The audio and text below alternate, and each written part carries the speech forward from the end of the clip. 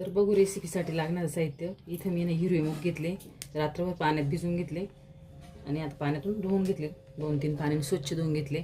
तुम्ही 5 ते 6 तास पण भिजवू शकता.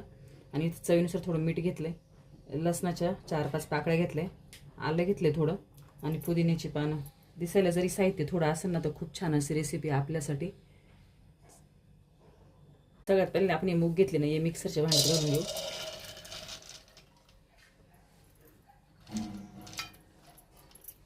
आणि त्याच्याबरोबर हे आलं, लसूण आणि पुदिना. खूप आयुर्वेदिक असे सूप आहे आपल्याला. आणि त्याच्यातच आपल्याला मीठ पण टाकून घ्यायचं.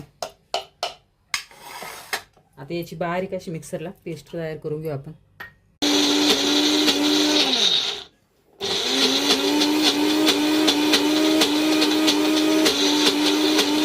तर याची मी एकदम अशी बारीक अशी पेस्ट तयार करून घेतली. एकदम आपल्याला असंच करायचं आहे, म्हणजे असं सूप येणं छान होते.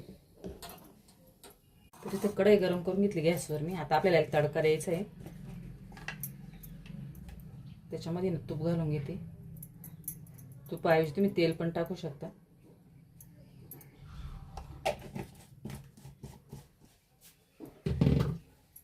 आणि तूप तापलं की यामध्ये आपल्याला जिरे घालायचे.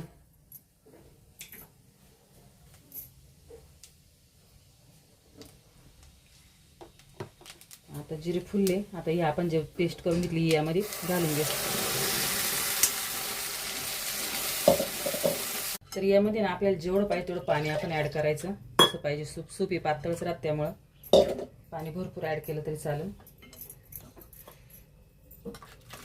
तर आपल्याला जेवढं पाहिजे तेवढ्या प्रमाणात पाणी यामध्ये आपण ॲड करू शकतो.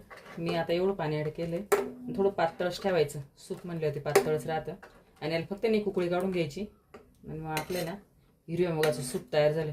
हे ना खूप छान असं सूप आहे, कारण थंडीमध्ये ना हाडे दुखतात, सांधे दुखतात आणि सर्दी पण होती. हिरवे मूग आहे ना आपल्या शरीरामध्ये ना उष्णता तयार करतात, त्यामुळे ना आठवड्यातून एकदा तरी हे सूप करून नक्की प्यायला पाहिजे.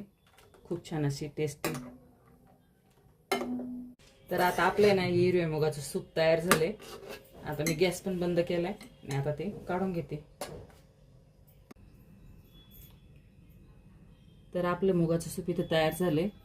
तुम्ही पण नक्की करून बघा. व्हिडिओला लाईक करा, चॅनलला सबस्क्राईब करा. चला तर भेटू अशाच नवीन रेसिपी बरोबर.